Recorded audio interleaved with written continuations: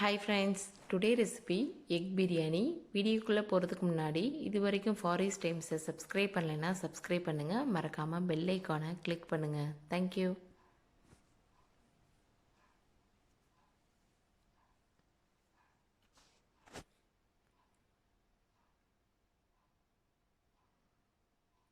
Egg biryani செய்கிறதுக்கு தேவையான பொருட்கள் 3 வெங்காயம் நீல வாக்கில் கட் பண்ணி எடுத்துக்கிட்டேன். தயிர் 100 ml, இஞ்சி பூண்டு பேஸ்ட்டு ஒரு 2 டேபிள் ஸ்பூன், பட்டை கிராம்பு ஏலக்காய் 3 தக்காளி 2 பச்சை மிளகாய், பாஸ்மதி ரைஸ் அரை கிலோ, எண்ணெய் 100 ml, நெய் 2 டேபிள் ஸ்பூன், புதினா, மிளகாத்தூள், கரம் மசாலா, 4 முட்டை வேக வச்சுருக்கேன்.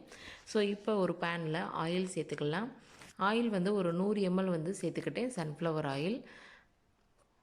நெய் ஒரு 2 டேபிள் ஸ்பூன் போல் சேர்த்துக்கலாம். இப்போ வச்சுருக்க ஸ்பைசஸை இதோட சேர்த்துக்கலாம். அடுத்து கட் பண்ணி வச்சுருக்க வெங்காயம் நீல வாக்கில் கட் பண்ணி வச்சுருக்கேன். ஸோ 3 மீடியம் சைஸ் வெங்காயம் கட் பண்ணி எடுத்திருக்கேன். இது கிட்டத்தட்ட ஒரு 200 கிராம் இருக்கும். இப்போ இது லைட்டாக கொஞ்சம் கோல்டன் ப்ரௌன் ஆற வரைக்கும் இதை நல்லா ஃப்ரை பண்ணி எடுத்துக்கிடுவோம்.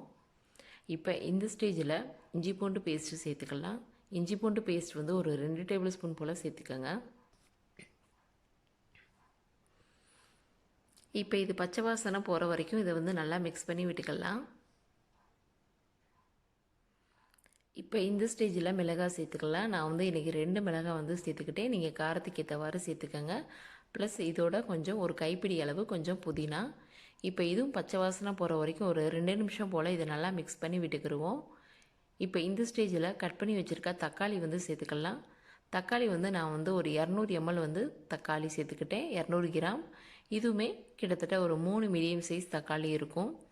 ஸோ இந்த வெங்காயம் தக்காளி நல்லா வேகட்டும். இப்போ வெங்காயம் தக்காளி எல்லாமே நல்லா வெந்துருச்சு. இந்த ஸ்டேஜில் ஒரு 3/4 டேபிள் ஸ்பூன் மிளகாத்தூள் சேர்த்துக்கிட்டேன். இப்போ இதுவும் பச்சை வாசனை போகிற வரைக்கும் மிக்ஸ் பண்ணி விட்ட பிறகு தயிர் சேர்த்துக்கலாம். இப்போ தயிர் சேர்த்தோன்னே இதையும் நல்லா மிக்ஸ் பண்ணி விட்டுக்கோங்க. இன்றைக்கி நான் 1/2 கிலோ ரைஸ்க்கு ஒரு 3/4 லிட்டர் தண்ணி சேர்த்துக்கிட்டேன். அதாவது இன்றைக்கி நீங்கள் 2 டம்ளர் அரிசி சேர்த்துக்கிட்டீங்க அப்படின்னா ஒரு 3 டம்ளர் தண்ணி கரெக்டாக இருக்கும். அப்போ தான் நம்மளுக்கு ரைஸு பொழு பொழுன்னு உதிரியாக வரும். இப்போ இந்த ரைஸ்க்கு தேவையான அளவு உப்பு சேர்த்துட்டு இதை மூடி வச்சுக்கிட்டேன். இப்போ இது நல்லா கொதிக்குது. ஸோ இந்த ஸ்டேஜில் நம்ம ஊற வச்சு வடித்து எடுத்துக்கிட்ட ரைஸை இதோட சேர்த்துக்கலாம்.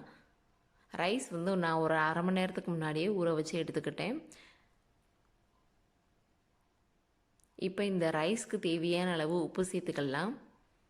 இப்போ தண்ணியெலாம் ஓரளவு வற்றி கொஞ்சம் ரைஸ் முக்கால் பதத்துக்கு வெந்திருக்கு. ஸோ இந்த ஸ்டேஜில் நம்ம வேக வச்சு உரித்து எடுத்துக்கிட்ட முட்டையை சைடில் அங்கங்கே கட் பண்ணி வச்சுக்கலாம்.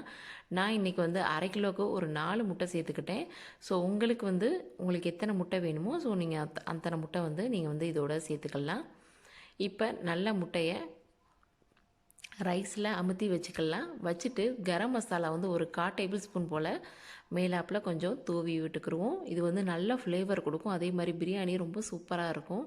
ஸோ இது எல்லாமே நல்லா வச்சுட்டு முட்டையை அமுத்தி வச்சுட்டு இதை க்ளோஸ் பண்ணி வச்சிடலாம். க்ளோஸ் பண்ணி ஒரு 1/4 மணி நேரத்துக்கு லோ ஃப்ளேமில் வச்சு தம் வச்சுருங்க. எந்த அளவுக்கு லோ ஃப்ளேமில் இருக்குமோ ஸோ அந்தளவுக்கு நம்மளுக்கு பிரியாணி சூப்பராக வரும், எக் பிரியாணி. ஸோ இப்போ ஒரு 1/4 மணி நேரத்துக்கு பிறகு ஓப்பன் பண்ணி பார்த்தா நல்லா உதிரியாக எக் பிரியாணி சூப்பராக ரெடி ஆயிடுச்சு.